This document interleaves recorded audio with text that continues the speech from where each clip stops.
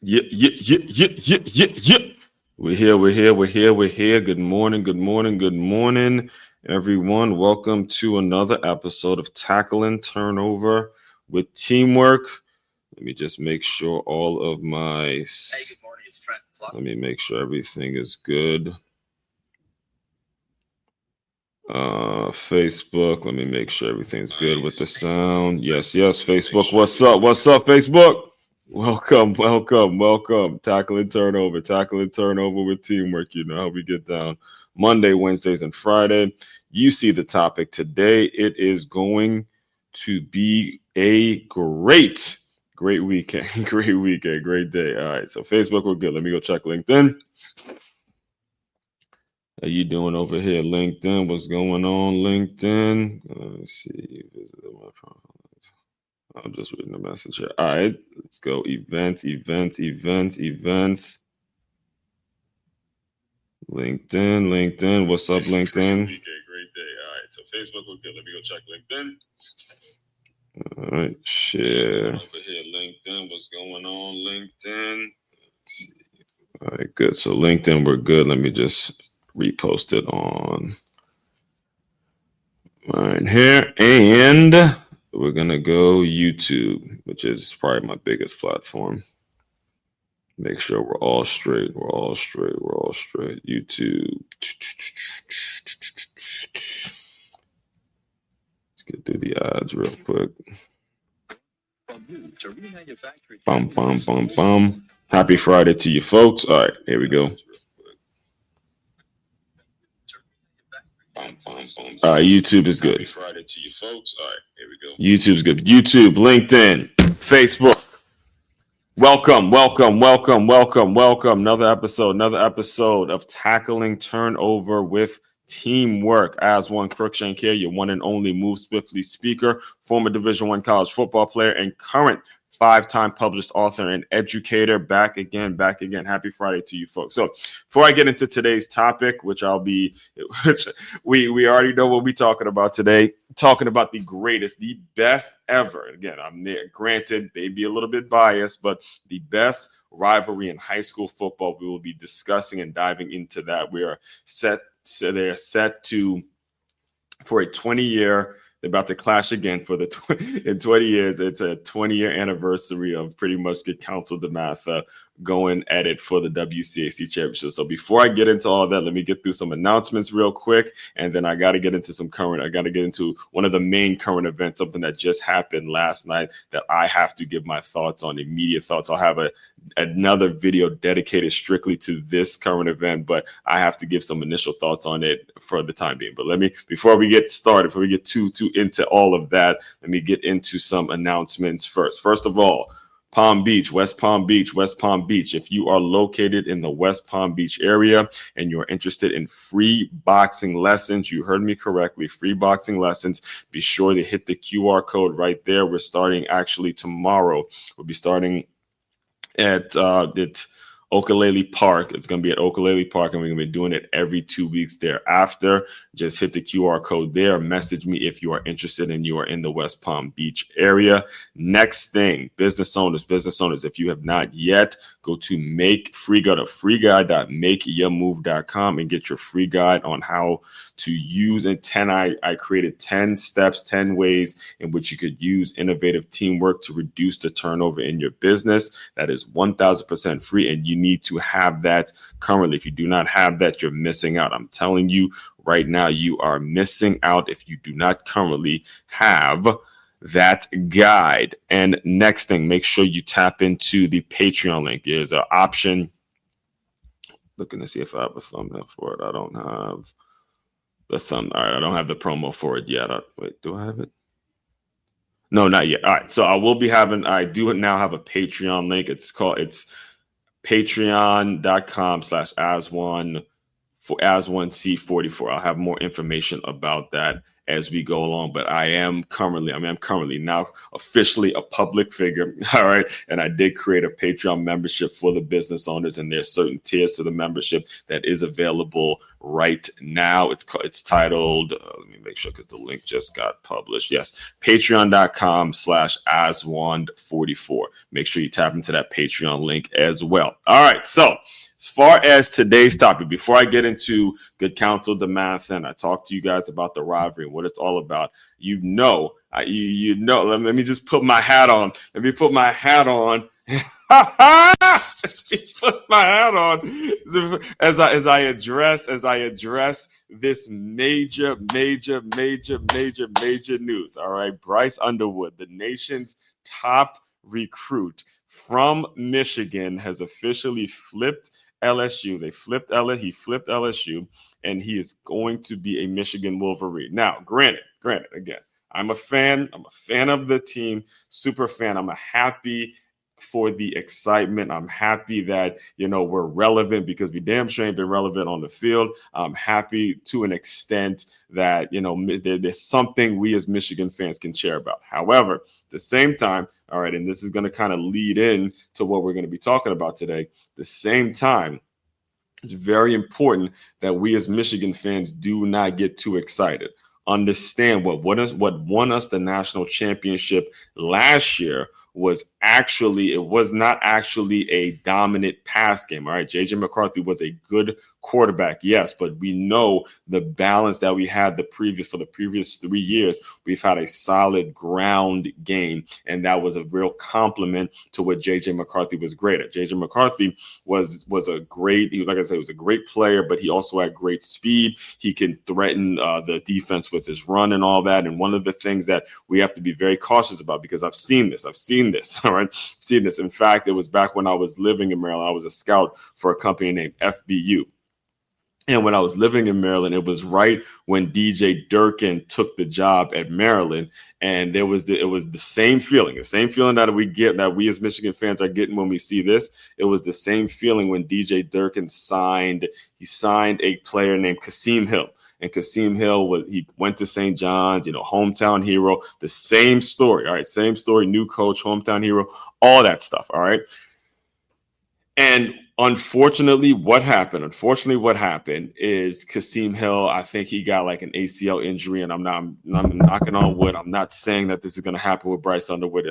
I'm praying that it won't happen with Bryce Underwood. But the point of me bringing this up is it's important that people understand football, regardless of the level, it's not going to be about just one quarterback or one player. One player is never going to be the reason that a team achieves success and a team makes it all the way or gets back to their winning ways, whatever it is you want to call it. It's going to be a group, an organization, a unit. So as great as it may feel to be a Michigan fan this morning and knowing that you got that not only did you get the number one recruit in the country, but the number one recruit in the country happens to be right in your backyard, 20 minutes away from your campus, which is a big deal when it comes to recruiting, keeping your recruits home, keeping your best players home. That is actually a big deal. As great as it may feel, it also has to be taken with a grain of salt to understand, hey, we can't just sit back and think that Bryce Underwood himself is going to solve the problem that we're currently seeing in this season, and he's going to be the only reason that we win. So, like I said, I don't have too much time to touch on that. I just have to get that off my chest because I am a fan of the team. I am happy that we're relevant. I'm happy that we're doing something in the recruiting world. Happy that we're actually in the news. Do it for something positives and not how much of a drop off we had from last year. But it is also important to make sure we know, hey, this is kind of the beginning of something, and Bryce Underwood has yet to prove himself on the collegiate level. So it's important that you don't get too excited. All right. So again, shout out to Coach Moore. I know that was an easy, and then not only necessarily shout out to Coach Moore, but whoever hooked up the NIL package and how they stayed relentless and they stayed after it and they got their guy. And again, tomorrow I'll give more of a take on that because I like Jaden Davis. I like his parents. I like the kind of the school he came from. I like the foundation that he has. I like his mentality, and I would have loved to see Jaden Davis be that guy to take us to the promised land and all that. But hey, again, this is a business, and the way the business works. It's incredibly what can you do for me now business, filling a need business. And again, I'll touch on more of that tomorrow. So again, shout out to the Michigan, the hand clap. Let's get a hand clap. Let's get a hand clap. Let's get a hand clap to the Michigan Wolverine faithful. All right. So as far as today, we're going to be discussing another powerhouse, 2 powerhouse programs. As you can see, Sunday, November 24th, 2024, we have yet again another classic matchup between 2 powerhouse programs. Again, I'm a little biased because I graduated from one of those programs, the Good Counsel Falcons. So I'm part of my heart. You know, my heart is with them. I went to the first game this year when they played Columbus out in Miami. I had an opportunity to speak to the boys before. You know, there's still the same hunger in their eyes. A lot of the same coaches that coached me are still there. Some of my teammates are there. It was like, you know, as I walked on the field, like my memories were just like, it was being rushed with memories. I wanted to put my pads on. I was ready to go. It was crazy. It was crazy. So whenever you see the colors, you see the Good Counsel versus DeMatha. It's the week before Thanksgiving. It's like, regardless of where you are in life, you always get, if you played in it, again, if you played in these games, and I played in, it was 3 in a row. I was there. I was a part of it. A part of those 1-point losses, overtime losses, 1 or 2 plays here and there. The whole thing changed my entire, like, so much. So many memories come back, especially if we're talking about that location, Navy, Marine. Like when we're talking about that location, there's a lot of stuff that starts brewing up in me when you start thinking about that rivalry, to the point where I had to dedicate my entire show today about how this rivalry got started, what it's all about, how it still affects me to this day, how it still affects everybody who played in this game, and more than like on the macro level, how it affects people who have played the game and played it the right way and really been around tough competition, what competition does to you, how much, you know, being around competitors, real competitors, how much of it brings out of you, how much are you willing to go, how much can you take, how strong are you? That's what that game is all about. It's just about haymaker after haymaker after haymaker. Woo! Woo! Okay, so before I get started, so I'll take you through a couple key points, in my opinion, for at least from my perspective, of this rivalry. But before I do, I put together, this will be the only clip I show you guys throughout this entire episode today, but I put together a video compilation of what this rivalry is all about and how much it actually does mean to people and how deep it actually goes. All right. Playing against DeMatha, you guys kind of renew that rivalry. They didn't make it there last year. Does it kind of up the ante to be playing DeMatha in that? Oh yeah, you know they just got a great program, a lot of tradition, a lot of championships, and you know we played them in the championship game down in Navy 5 years in a row and got beat. Then we have won the last 3, not all against them, and you know so it's the same old rivalry, and. You know, they play real hard against Good Counsel. What does the streak of championships mean to you? Anyone, we know that's what we're going to face. You know, you're not going to play good teams like Good Counsel, and they're not going to make plays. So it's expected, and when it comes, we just are prepared to deal with it, and our kids did a great job in doing that. What about the way both teams raised their level of play? I mean, this was the championship stage, and both teams played very well. It might have been the best game I've seen all year in the WCAC. You know, that's just what it is. I mean, a great Good Counsel team, great coaches, great players, and you know, whenever we match up and square off, this is what you're going to get, high-level football, and they bring the best out of us as we do them. So, you know, this is exactly what we love. Before the year, some idiot analysts, such as myself, said you guys might be too young. Was there a turning point this year where the young team kind of got it? Yeah, sports show. Hello. Welcome back to the Washington Post High School Sports Show. Hello. Yeah, great. Time for our Geico Big Game, and in terms of coaching names, well, it doesn't get much bigger than DeMatha's Bill McGregor, seeking his 200th career victory. But standing in his way, Good Counsel's Bob Milloy, who's going after his 281st victory. That's more than any active coach in Maryland. Both coaches have their teams off to unbeaten starts, but as they say in the biz, something's gonna have to give. Well done. Mark Thomas is here with our Geico Big Game. What do you say? What do I say? Yeah. You know, everybody said when Bob Milloy was hired at Good Counsel, it wasn't a matter of if he would have success, but rather when. And clearly, sitting on an unbeaten record right now. They are one of the most pleasant surprises of the season. They play mostly underclassmen. As for DeMatha, they're never really a surprise. Two of the guys that have really stood out are wide receiver Derek McPherson and quarterback Joe Dana. Dana once attended Good Counsel, so you know this one is special to him. And get this, Chick. Yeah. When he was in the 8th grade, he interviewed DeMatha head coach Bill McGregor for a homework assignment. Now, I don't know what kind of grade he got on that paper, but I do know that right about now, his coach gives him an A+ for his midseason progress report. We're hoping our Geico big game is just as good.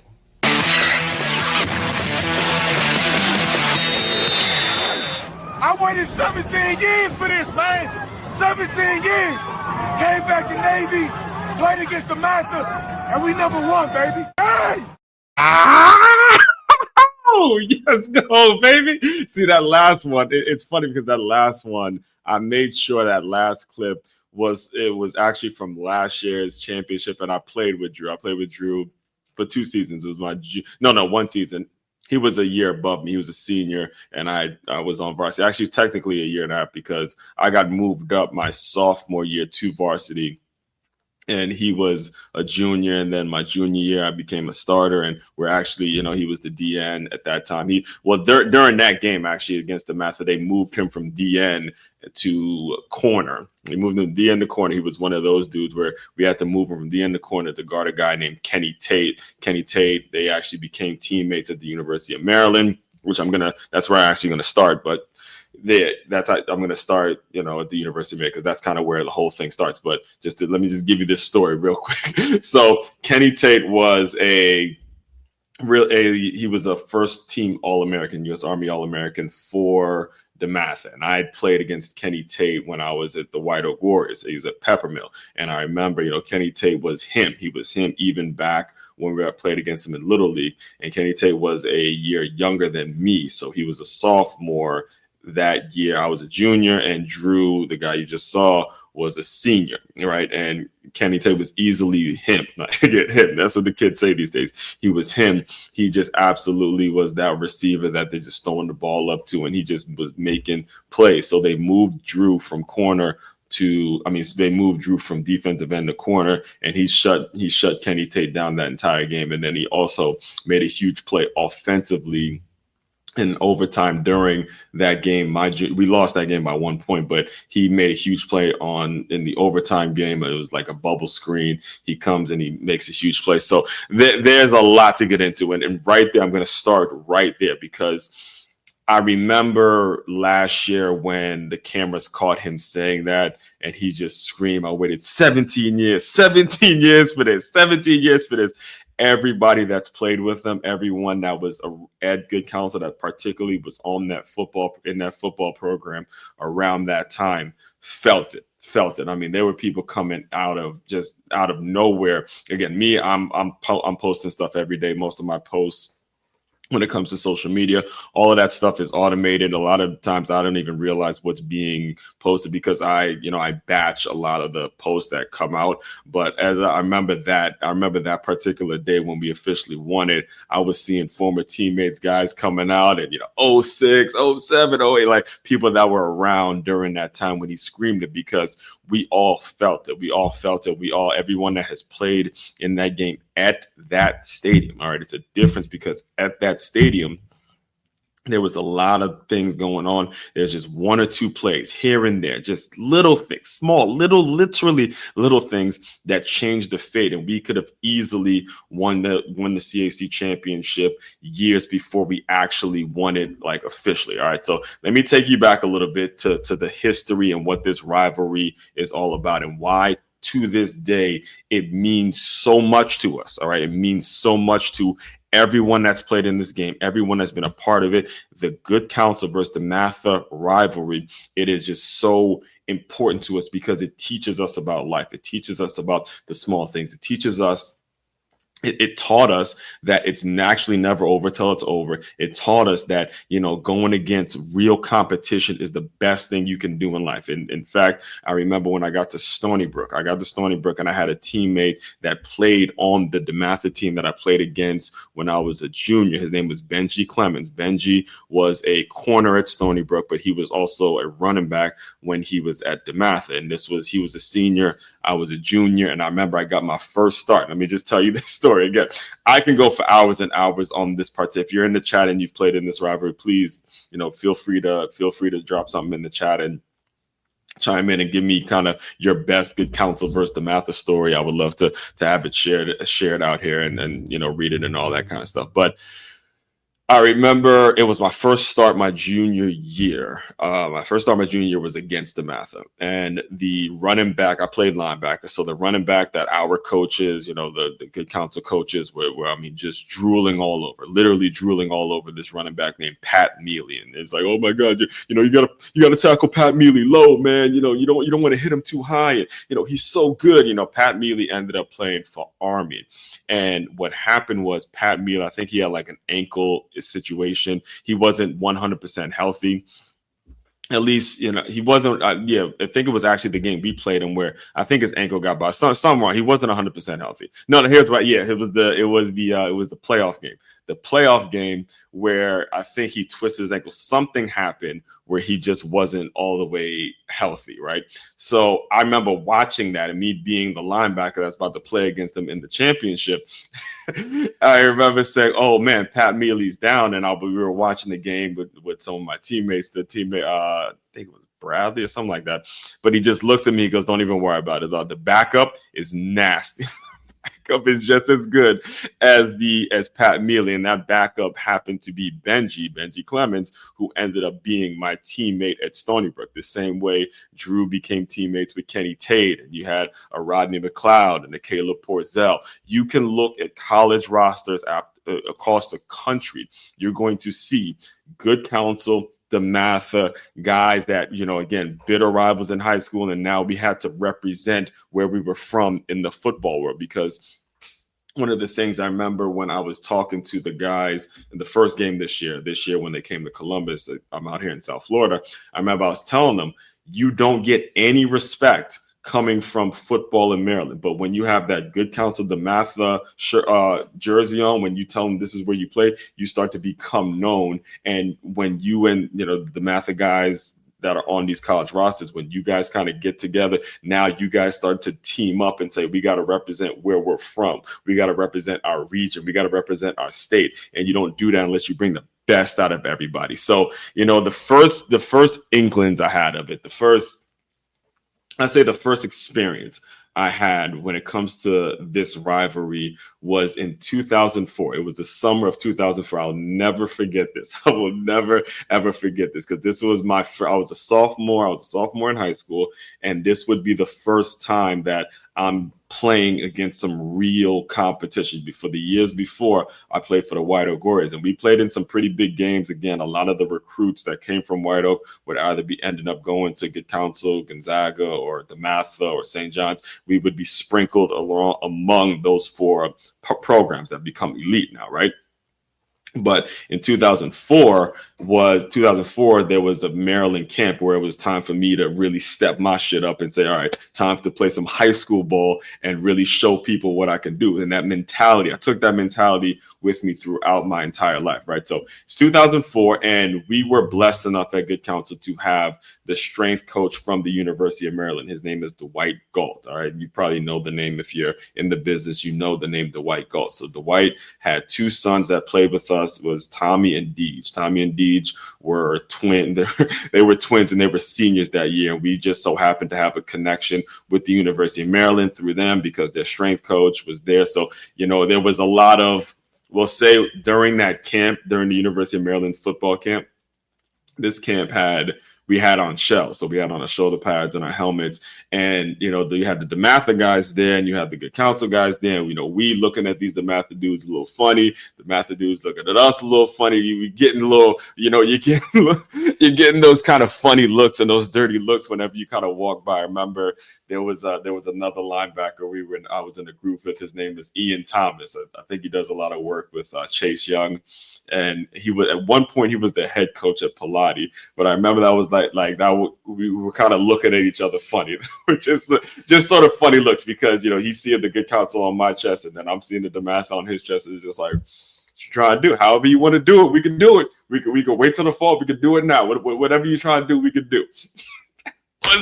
But that was the energy. That was the energy. So anyway, it was during that camp. Again, this is a 4-day camp. It's in the summer. You have your pads on. Where I walked in, I'd say I caught the back end of a conversation between Drew, who was the guy I just showed you. He's coaching the D line there now. Jerron Pearson, who was the running back. He was his senior.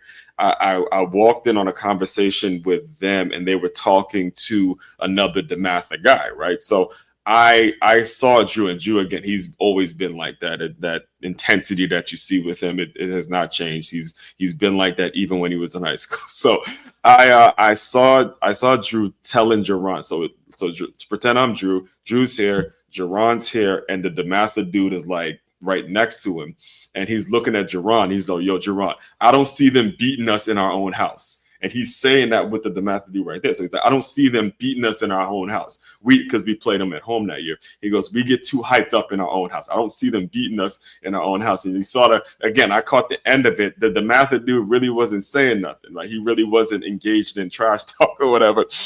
And the DeMatha was like, yeah. Because at the time, we had yet to ever beat DeMatha and like at the varsity level, right? We have yet to beat them at this point. We were, again, a program that was on the rise.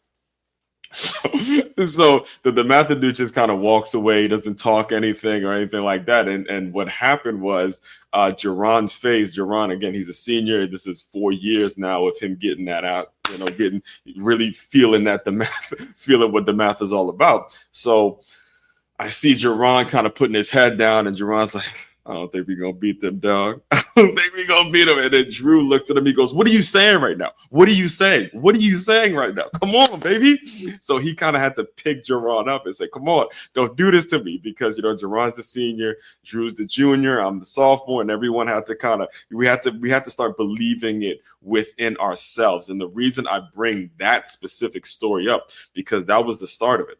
That fall, and this is back when Good Counsel was located in Wheaton. That fall was the first time ever, 2004, that fall, you can look it up if you want, but that fall, that regular season was the first time we ever actually beat them in a regular season game. And to go, I mean, the win was so special. It was so special for me in particular, right? Because of the name that I just mentioned, Jerron Pearson. Jerron Pearson played, he was the running back, and he played for my youth program. The youth program, I'm always talking about, the White Oak Warriors. He was the running back a weight class ahead of me. All right. Now, for those of you, again, let me educate you guys when it comes to youth football and all that stuff. Real quick, let me just educate you guys on something. When it comes to youth football, everybody that plays youth football wants to be a running back. Everybody wants to be a running back. Everybody wants to be a running back. Everybody wants to be a quarterback. And nobody wants to play O-line, a linebacker, or a DB or anything like that. I mean, DB, maybe. You really don't want to play DB until you get into a situation where you actually have to guard. But every youth football player out there wants to actually play running back. So it's morning. So what happened was, and I was no different. So I wanted to be a running back. I wanted to be that guy. And what happened was Jerron was a running back. He was him. He was one of those running backs where you as a kid, you have to watch and see him be a running back. And then you have to just kind of accept it and say, damn, I ain't no running back now. Because you see what a running back looks like. You see why he's the tailback. Because every game. So what happened was his games were after mine. I was the younger weight class. And it didn't matter what, every single game, after every single game, I would stay and watch the older guys play. And every single game I'd find a night. Again, I was a very shy, reserved kid, really focused, really only cared about football. Only time you can get me to speak is when we're talking football, right? So what I would do after every one of my youth league games when Jerron was a part of the program is I'd find a nice quiet spot somewhere in one of the parks wherever we were playing, and I'd watch the team ahead of me, and at some point Jerron would give me at least two. He'd give me at least two where he'd break off tackle and just fire out of there. See ya. He'd be out of there. Gone, baby. Gone. So you fast forward to 2004. Again, he's class of 05 because he's class of 05. So you fast forward to 2004. And it was the first time we played DeMatha.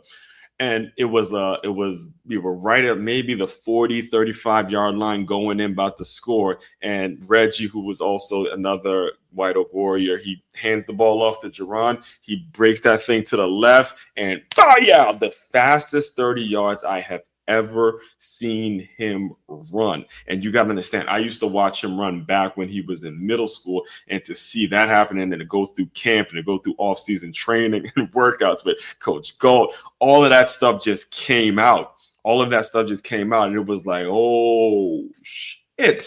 We just beat DeMatha. It was like a shock. It wasn't something that anybody really, really expected outside of the program. Now, there was a lot of rumblings about it. There was a lot of, Good Counsel's arrived and all that kind of stuff. But again, the DeMatha folks have been a dynasty for years.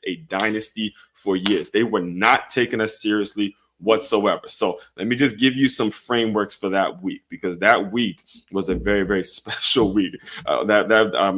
Just so we're clear now, we're talking some of the memories, some of the things that you guys see the headline right there. We're talking the Good Counsel versus DeMatha 20-year anniversary. So again, 2004 was the first time we beat them. So that year I was a sophomore at Good Counsel, and that was the first time I ever played against DeMatha. And again, I've been hearing about them for year after year after year. And the program that I came from, we're used to big games. We're used to playing in big games. We had just played at Florida, the White Oak Warriors, again, nationally known youth organization. This is what we do. This is what we're about. So it was my sophomore year when we played them we beat them, the JV team, we beat them, and then varsity beat them that Friday. So before our game, I'll never forget, before our game, we had Coach Bonasissi. Coach Bonasissi, he used to be the youth coach for the Silver Spring Saints. And the Silver Spring Saints, that team that was, one of the more dominant teams, because I remember they pushed us a couple of years. They brought him over to coach the JV program at Good Counsel. And when we went undefeated that year, it was my JV year. And again, it was a very special time, because my freshman year was a horrible, horrible time in my life. And for my teammates to vote me captain my sophomore year without me having played on the freshman team, I was like, again, it's not that I didn't care about my academics or I didn't care about school per se, but in terms of where I got my acceptance, in terms of what I really cared about in high school, it was the Good Counsel football program from that moment on, from the moment in which I was a sophomore, and me of all people being voted captain on a JV team that went undefeated. Again, I couldn't have thanked my teammates more for that. So this is why I do the work I do, why it means so much to me. Anyway, it was that game I remember. So before every game, we do a little, because it's a Catholic school, we go, Hail Mary, full of grace, and we say our prayers. And I remember this was the only game that Coach Bonasissi, this was the only time he didn't have to say anything. He did not have to say anything. Once we did our Hail Mary, full of grace, it was like, okay, guys, yeah, that's it. He did not have to say a single word. All right, did not have to say a single word, and we ended up beating DeMatha 22-0 that year. This is all 2004. So JV beats them 2004 in the regular season, and then varsity beats them in the regular season in 2004. And just to close out 2004 for a second. This game meant that we, regardless of how you felt about each other as teammates at Good Counsel, we had to come together. We had to come together, and we had to actually be a team. We had to come together, and we had to say, look, whatever beef and whatever issues that we may have had going into this game, we got to remove that shit now. All right. And I'll tell you a story, and then I'll move on to the next year that was kind of significant in this 20-year fight, this 20-year rivalry of the best high school football rivalry in all of high school football, Good Counsel versus DeMatha. So it was two players. I'll never forget Chris Daly. Chris Daly was a running back, And then the other running back we had, his name was Darnell Kemper. These were two running backs that were graduated. They graduated in 07. And this is good counsel football. So the tailback and the running back, it means a whole lot. It didn't just, Dylan Jones didn't just, we didn't land on Dylan Jones, right? There was a lot of great running backs that came before the one that's currently playing in Wisconsin. So we had those two running backs, and they're playing they were beefing all year, like constantly, every single week. It was Chris Daly versus Darnell Kemper. Who's the better running back? And they going at it. They don't like each other. They got to a point where at one point they almost got in a fight in lunch at one point because there's the constant clashing between those two about who the better running back is and who's going to replace Jerron. Jerron was just the big man on campus at that point. So it was all about, all right, who's going to be him, when Jerron graduates. This was actually before Caleb Porzell. So Caleb Porzell ended up being him. Hey, Caleb and Jelani ended up being that, but this was before Caleb and this was before Caleb and Jelani actually got on campus because they were 2 years younger than me. This is my sophomore year. So the conversation was about Chris Daly and Darnell Kemper in terms of who was going to be that running back, right? So they were going at it all year. They never really liked each other. I don't think they ever, for 4 years, I don't think they ever each actually ended up liking each other. They couldn't stand each other for the longest time. So even as a freshman, they were going at it. So anyway, I remember it was right before we were about to kick off again, or DeMatha was about to kick off to us that JV year, my sophomore year. And I remember Chris looking at Darnell. He goes, "Hey, man, no more beefing. No more." And for those of you who don't know, beefing means like going at each other and fighting each other. No more of the animosity, no more of the hate. We're teammates now, and we got to go get this win. Bang, 22-0. Buses skunked their ass. All right, we laid a goose egg on that ass. So 22. That was my first experience playing against them. Is we beat them we beat them 22-0 on the Wednesday night, and then the Friday night is when the varsity beat them. And again, we ended up losing by 1 point in the championship. This was the year that everybody talks about when Reggie went the wrong way and he pitched the option play, which, again, I'm still to this day very much against the play call in general, seeing that we had a Division I fullback in Anthony Davis. Went to UConn, played at UConn, where, again, I'm not going to question Coach Milloy's play caller there. Again, love him too much to really, trash his play caller right now. Love him too much. But if you just hand the ball off to the fullback, let him punch that in, and but again, we ain't going to do that. We ain't going to do too much of that because that's not the direction I want to take it. And if you really do think about it, Coach Milloy, although wasn't, known or the greatest play call or whatever, what I can tell you as a former player, and I could bring on multiple former players that have played for him, is his strength was about how much he actually cared, how much of a perspective he gave, and his honesty, his 1,000% honesty that he would always have with his players. Never lie to them. If you're playing shit, you're playing shit. If you're late, the attention to detail that he would give to special teams and punt and all that kind of stuff, to me, that's what made him the most winningest coach in any coaches in high school football in Maryland. It clearly was not his play calling. It was all about how much he cared, the way he delegated, and the attention to detail that he would have in terms of the overall game. When I say attention to detail, I don't necessarily mean the play calling per se, but I mean the making sure you're getting on double teams as the O-line, making sure the punt team is where it needs to be, making sure the punt return teams, the kickoff team, kick return, all of the facets of the game that made him such a special coach is he cared about the game from a macro standpoint, not necessarily from the standpoint of, the play calling has to be here and stuff like that. All right. So that's kind of just my take on it. I have more on that, but I don't have time to get to it. I got to fast forward from 2004 to 2009. All right. Because 2009 is when Good Counsel we finally, this one was special, man. Oh, this one was such a special win. All right, such a special win from 04 to 09. It's 04, 05, 06, 07, 08, 09.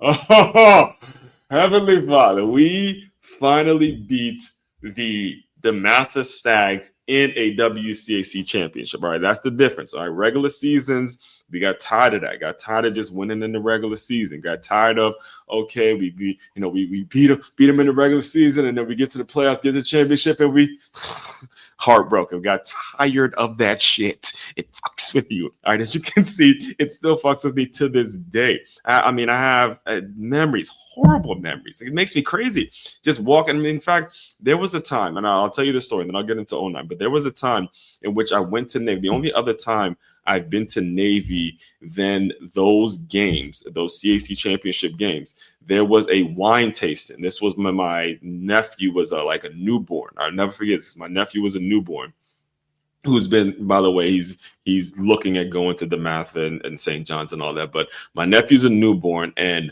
I remember there was a wine tasting at Navy. There's a wine tasting at Navy. The Naval Academy had some little event that I went to, and that was the first time I had actually been at the stadium since the game. So I said, look, I ain't even gonna drink no wine. I grabbed my nephew. Now, obviously, we weren't giving my nephew any wine or anything like that, but I grabbed my nephew, and I'm looking over top of the entire stadium, looking over top of the entire stadium, and I'm just picture me and this newborn just watching the field, just like, wow, still just not being able to move forward from all of these memories, all of these heartbreaking losses. One interception I dropped here, the tackle I could have had, the one first down, the fumble we could have dropped. I mean, just so many things whenever you just walk into Navy Marine Corps Stadium, right? So finally, 2009, we finally get a win. And let me just give you an update on what my life was like, because I graduated in 07. So the 2 years from 07 to 09 were incredibly rough for me. All right. So I graduate high school, obviously get my high school diploma and all that. Then I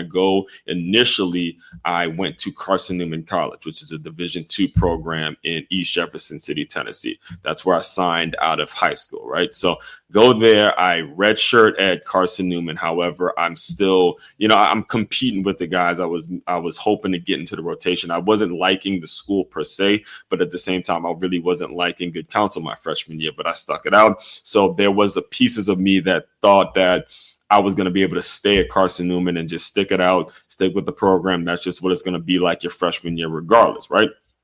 So go to Carson Newman. I go back for my second semester, even though I knew I wanted to transfer, but I just felt like it was going to get better. Again, we're freshmen. We don't know. We don't have all the answers. And you just got to stick it out during the tough times, which is what I advise a lot of young freshmen to do, even to this day, right? So I get back to Carson Newman in Tennessee for the second semester of my freshman year, and then boom, first workout. There's a first workout first of the winter workouts that year. Boom, I tear my ACL right here. I'll show you the scar right there to this day. Can you guys see that? Let me see if I can pull it closer. Yep, you see it, right? Boom, I still have the scar from it. Tear my right ACL, my freshman year at Carson Newman. Boom, football's done. Football's done for at least a year. Now, football wasn't going to be done, period. I wasn't going to end my career because of the injury, because, again, the program I came from, there's no way I was going to let that happen. But football was done for me for a whole year, all right, because of that torn ACL, and I had to rehab it. It had to get surgery. It was rough. It was rough beyond rough. So my sophomore year in college, I moved back home, and this was 2008, and this was the first time that Good Counsel and DeMatha played on ESPN. And there were still a lot of the guys that I played with who were younger guys. This is where the Caleb Porzels, the Tyler Campbells, the Jelani Jenkins, the Lewis Youngs, these kind of cats were on ESPN, and they just blasted DeMatha. Listen to me. They blasted them on ESPN, bro. The full game is still available on YouTube. It's 2008. I went to the game. I remember going to the game, and I got on the sideline, and a lot of my boys were texting me because they saw my face on TV and all that. I'm like, holy, what have we built here? This is only a year after, only 2 years after I graduated, and I'm seeing my guys, my team, my squad on ESPN, and this is during a time where I genuinely, like when I say my heart of hearts, I genuinely needed it because I just had knee surgery and I couldn't play. This was the first time I couldn't play since I was 7 years old. And you know the kind of programs I played for. So seeing that, I mean, I listen, again, I went back to my sophomore year, like this is it. This is it. This is the program. This is what I love to see. And, you know, we end up winning that game 42-14. Good Counsel beat them. Let that sink in for a second. All right, let that sink in. Good Counsel beats DeMatha 42 to what? Like just a couple years ago, we could barely, we were happy just to get a win, a close win, and we beat them on ESPN in 2008, 42-14. Can't make it up. This is what makes the rivalry so special. Now, unfortunately, they lost. We lost. I'm always going to own it. We lost in the championship. I know I wasn't playing, but it's still that loss. I felt that loss very much because I knew the guys. I knew Jelani. You know, Jelani's been on this show. Jelani's doing some great things between Jelani, Mike Walls, Darrell Miller. They called themselves Caleb Porzell. They called themselves the Four Horsemen. I knew them as freshmen. We knew they were going to be special as freshmen.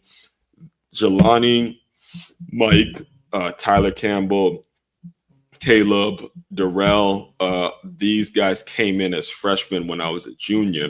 And this was the first freshman team to ever beat a DeMatha freshman team. All right. The year before was the first time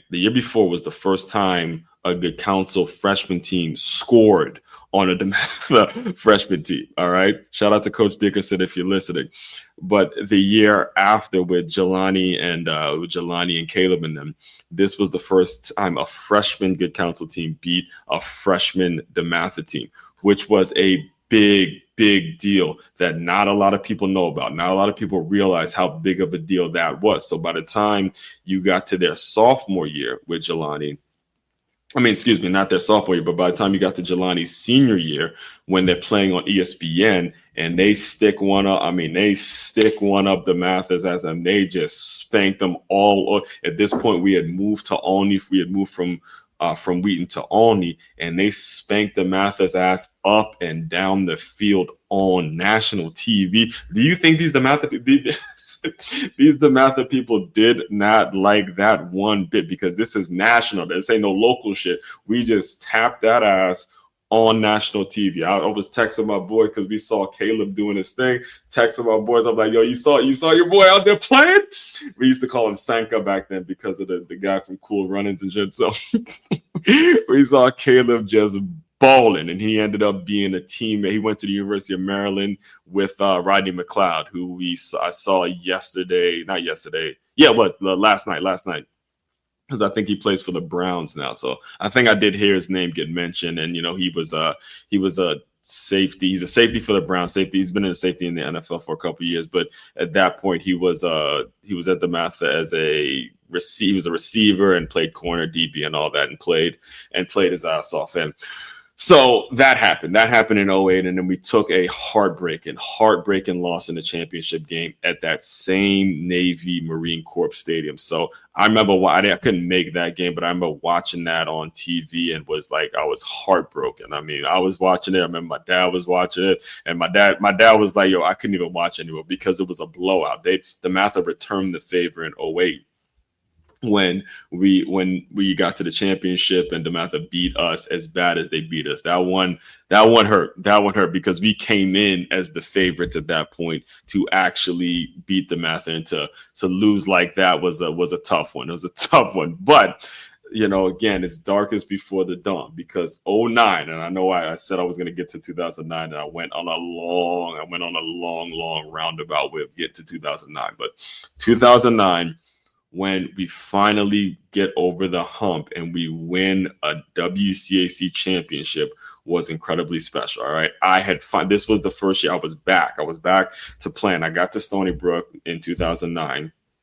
and I was finally back playing ball. It felt good. I was at my dream school. I'm at a Division I program. I'm running around, even though because I transferred in. This was before the transfer portal. So I transferred in. I wasn't eligible for any games, but I was able to practice with the guys, be on the sideline. I was able to be at the Division I program that I wanted to be at high school, but my grades weren't good enough, and I had to, work my way in and get my grades right and get in on my own merit and be on the football team and all that. So I had gone through a really I'll say a process, a difficult process to get into the school on my own and then be a part of the football team. It wasn't as easy as some of my teammates had it, to where a coach comes in, boom, you got a scholarship, boom. It wasn't like that with me. With me, I had to actually get in on my own merit and then prove I had the ability to actually play at the FCS level. And then I had to sit out a year because I transferred from a D2 to a D1. And then I had to deal with a knee injury and the knee surgery. All that stuff was going on. So 2009, I'm on the field. I'm finally out there competing, rumping, going around, throwing with them boys, and just loving being back playing football again. I enjoyed it. I was in the locker room, everything about it. I was loving it, right? So it's 2009, and Stony Brook is now in the Big South, right? And we had a huge game against Liberty that year, and it just so happened that game against Liberty was on the same day as the WCAC championship. This was the day. This was the day where I realized, man, this is a special, special, special game. And any given Saturday, any given weekend, some special, special things can be happening. So we had all this hype going into this game against Liberty because it was going to be the Big South championship. And the day, and I'm extra hyped because what happened was, I had a high ankle sprain, so I couldn't even practice with the guys. So I had to put on like my coach hat, my scout hat, and kind of do the things that I was going to be doing after football. So long story short, we beat Liberty 36-33, won on the last second play. And then as soon as I got back to my room, to my dorm, I checked my phone and I realized that we won, like Good Counsel won the WCAC championship. I'm seeing the world knows him as a comedian now, but this is where I was seeing this picture where Lou Young, he's holding the trophy. They're running around. They're excited. People are celebrating. This was the first time. This was after 5 years of getting our ass beat, and we finally get that win. It was a special, and it was like reverberate, like a ripple effect. Anybody that played in that game felt it because we finally win, and we know how special that was. And to hold that WCAC trophy, we all felt it. I remember going back. I remember when I finally made it back to Maryland and going to talk to Coach Gann. He was like, I thought about you. I thought about Golds. I thought about Drew. I thought about Anthony. I thought about Akeem, Reggie, Jerron, Tyrell. I mean, the squad, Chris, Zach, Nick. Oh, my God, Kendall. I mean, the names will just go on and on and on. That 2009 win, we finally got it. Coach Dickerson, Caleb, Jelani, the Michaels, Corey Boatman, Tyler. I mean, I could name after name after name. Boy, woo! We finally get that win, man. We finally get that win in 2009. To this day, I'm like, again, not to say that I wouldn't be a supporter of Louis Young, because I think he's incredibly talented in terms of his comedy. But he always got my support because that 2009 win was like it was something so special for all of us to see us finally get over the hump, beat DeMatha, and win the championship, and then to know that my team, the team I was currently playing on at the time, which was Stony Brook, to know that we just beat Liberty for our Big South championship. Anybody that was around me during that time, everyone that was in Long Island during that day, specifically that particular Saturday, knows that I got out of my mind drunk and just started giving motivational speeches. And it was like in tears, like in awe, because I could not believe it. It just, all of it just kind of took over me. All right. So as far as that happening, and I'll close you guys out with the current, the 2023 win that you guys just saw a bit of with Drew, and how much actually went into that 2023 win. It was a brand new. I still consider him Coach Stefanelli. I don't want to call him necessarily a brand new coach, but he he was somebody that I had met right after I graduated college. I graduated college 2011. So I graduated college 2011. My first job out of college, I was a college scout, and my job was to go look at high school players of every sport and see if they'd be interested in playing in college, and go talk to their parents and kind of be the liaison between them and a college program to play for. Again, job I'd be perfect at, seeing of what my experiences were. And this was, helping kids when it comes to finding maybe some D2 programs, D3 programs, and, NIA programs, FCS, all that kind of stuff. So again, coming from my background, was the perfect situation. So I remember going to a Good Counsel football game thinking, hey, look, they got all the exposure. They're big time now. They're not going to need somebody like me, but I'm going to go because I want to see my alma mater. I want to see how they're doing, and just be around the guys. I miss being around them, because now at this point I'm not playing football. I'm now more on the coaching and scouting side of it. So I get to it was a scrimmage. They were scrimmaging Roosevelt. And I remember Coach Milloy introducing me to Coach Stefanelli. And Coach Stefanelli was the just young assistant coach, and his son was the fullback. He was wearing my number 44. So his son Stefanelli at that point, one of his sons was the fullback. And I think he's a strength coach there now. But also there was a little one. There was a smaller one, not just the fullback, but then there was a smaller one running around out there, and me and Coach Steph were kind of chopping it up about that and all that. So fast forward to 2016, when I moved from Maryland to South Florida, it happened to be Coach Milloy's last game was against DeMatha.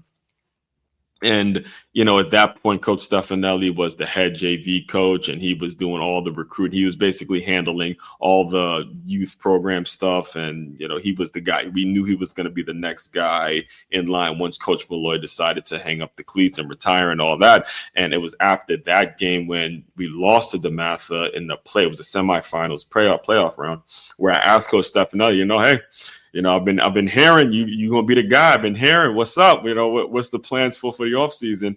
And it was literally that night. It's the night we lose to DeMatha, and he tells me, hey, we got to try out tomorrow. And I was with FBU. I was doing some stuff with FBU at the time, and I was doing. And I heard, and I was like, okay, the program's in good hands. So, Coach Stefanelli, a couple months later, Coach Stefanelli officially gets the job. And there was 1 year, I think it was the second year, where we won the CAC championship. We beat St. John's, and this was the year that St. John's had Rakim Jarrett. And being an FBU guy, I know the name Rakim Jarrett. Rakim Jarrett was he was supposed to be the next Stephen Diggs and all that, and he was there. He's currently playing for the Tampa Bay Buccaneers, if I'm not mistaken. Speaking of flipping on LSU, Rakim Jarrett was one of them dudes who flipped LSU and decided to go to Maryland. And the large part of the reason that he decided to go to Maryland was because of Stephen Diggs, and Stephen Diggs was the one, one of his mentors and all that kind of stuff, right? So anyway, here's what so again, they win that championship, but last year, again, you win one. Here's the thing about coaching, and I'll close you out with this concept and just this understanding of when you really are building something special, all right? And the same thing, hopefully it's going to be the same story when it comes to my Michigan Wolverines, right? Hopefully it's going to be the same story here. But it comes to coaching. When you inherit a new program, when you leave or when you are replacing the legend, quote unquote, the same way Sharon Moore is replacing Coach Harbaugh, when you're replacing a legend like Coach Stefanelli is replacing the legendary Coach Bob Milloy, you win your first championship. All the critics out there are going to say, oh, well, that was Coach Milloy. That was the one. That's what you inherited. You hear the term all the time. Oh, you're acting like you hit a triple, but you were born on third and all that nonsense, all that jazz. You're going to hear that for the first championship. They said the same thing about Mike Tomlin when he won his first championship from when he inherited the program or inherited the Steelers from Bill Cowher. It's the same thing with Stephen. Oh, well, that was still Coach Milloy's program, yada, yada, yada. But when they won last year in 2023, it was like, okay, Coach Stefanelli is him, boy. He's him. He's him. And I'll oh my gosh. So it was it. I could go for again. I'm running low on time. I knew I was gonna get long winded on this one, but so I was in Miami for the first game this year, and you know me, I'm always putting my stuff out there. I'm always putting out videos, always putting out content and stuff like that. And I'm tagging people, not knowing if they're gonna respond back or even if they know me, if they remember me. Again, I don't really care. All that stuff just goes out, and whoever picks up on it, picks up on it. It doesn't really matter to me. When you're in the content creation game, you just got to put it out there and just see what happens, see what flies, right? So I'm in Miami a couple months ago at the Good Counsel versus Columbus game. And again, because I knew the coaches, Coach Dickerson and Coach Mack and and Coach Drew and a lot of the guys and Coach Starr, a lot of guys that I knew when I went there, I got to be on the sideline and watch them. So the girl who is always retweeting my stuff whenever I'm tagging Good Counsel football and all that, she's always like re-Instagramming social media, just reposting and all that stuff. She's like, hey, wait, you're that I know you. You're that guy, that Swiftly guy. Even knew my real name. But it's so cool because it happened to be Coach Stefanelli's daughter who's the one doing all the socials and the posting and all that. And you see how close and tight the family is and the program, how it represents family, right? So what happened was last year, I remember watching them because they played again. They played on ESPN again against a team in Ohio, and they lost that game. But then they won. They ripped off 10 or 11 straight, and ended up winning the CAC championship. So DeMatha, just again like they always are, was a very, very good team. Last year they played on ESPN too. I remember they played St. John's on ESPN, and I'm not mistaken, I think they did win that game. Yeah, they did end up beating St. John's. So they beat DeMatha in the Good Counsel. We beat DeMatha in the regular season last year, and we beat them in the championship, but it was by literally 1 point. By one touchdown. And that win, just like you guys saw, that win solidifies the whole thing to where it was so rewarding, where you saw Drew damn near in tears, like, oh my God, we finally faced that. We finally tasted that victory at this stadium, and it's really, really special. So, again, I'm talking about all of this because this Sunday it's another classic rivalry, another classic showdown with the best rivalry in high school football. Can arguably the best high school rivalry in just all of high school sports, period. I spent the whole hour talking about this, and I still don't feel like I even scratched the surface on what all of this means. Wherever you are in this world, if you're really into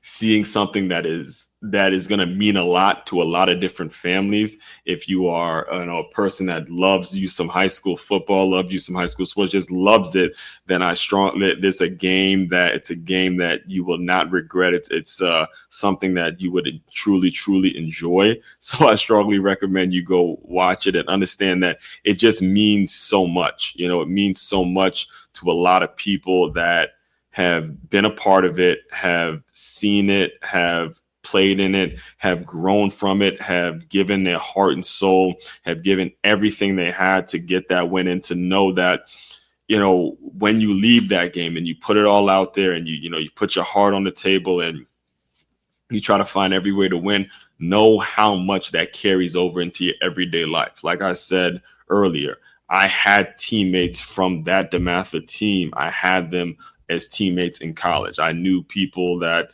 as I got into the coaching business and the scouting business, they were friends, and there were people that I played against when they were at that DeMatha team, and that built relationships, that built friendships. The people I played with, you can go along the list. You can go look at the people that have been on my podcast, been on my show.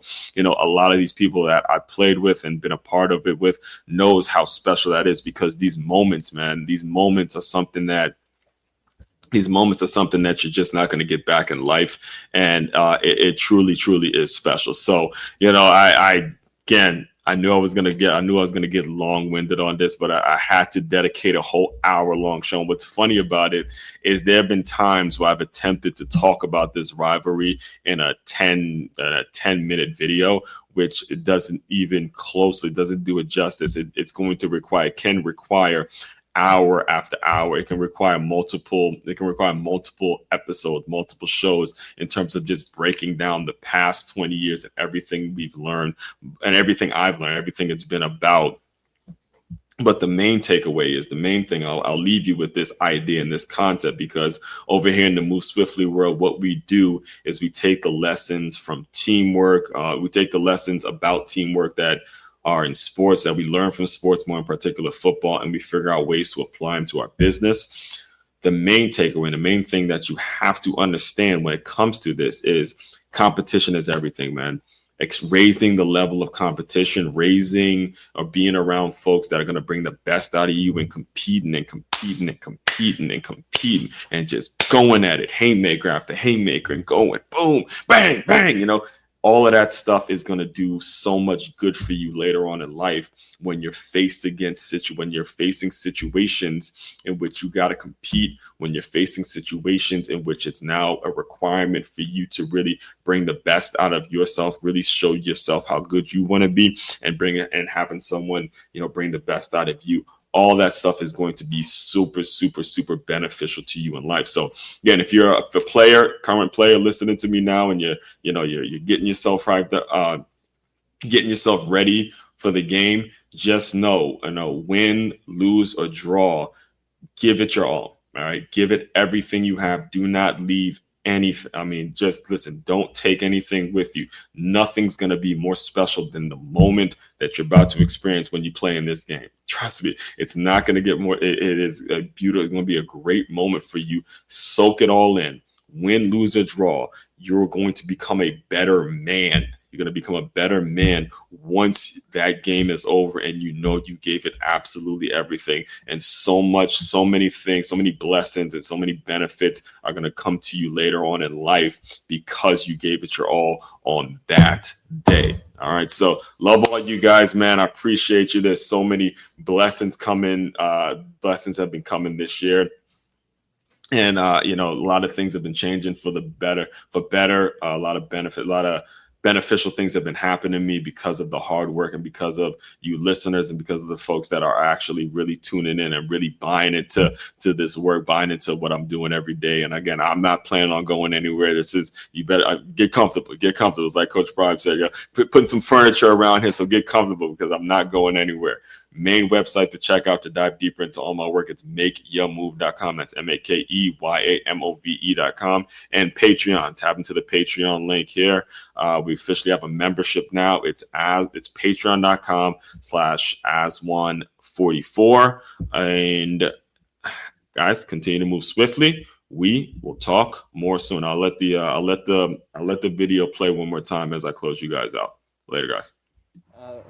Playing against DeMatha, you guys kind of renew that rivalry. They didn't make it there last year. Does it kind of up the ante to be playing DeMatha in that? Oh yeah,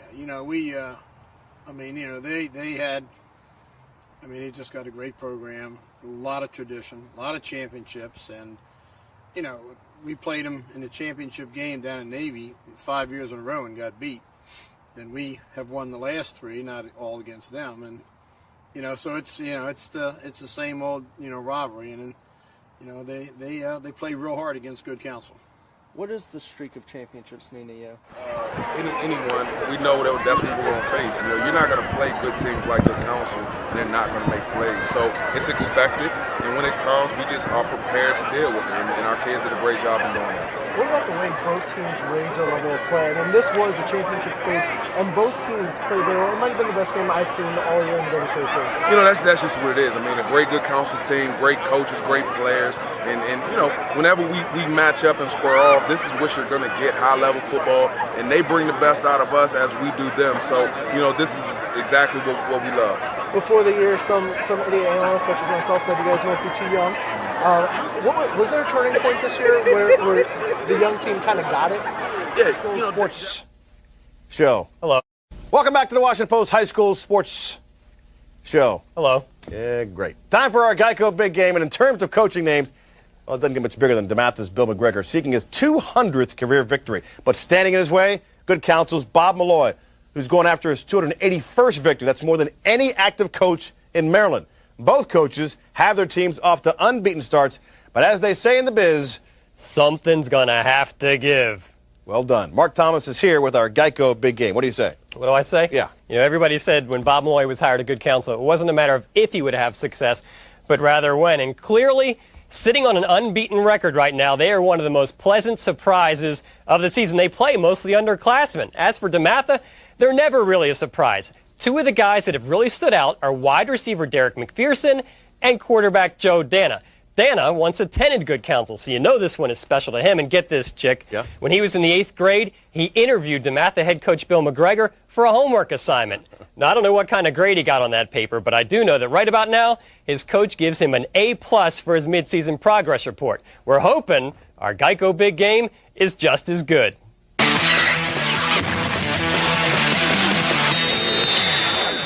I waited 17 years for this, man. 17 years. Came back to Navy, played against DeMatha, and we #1, baby. Hey!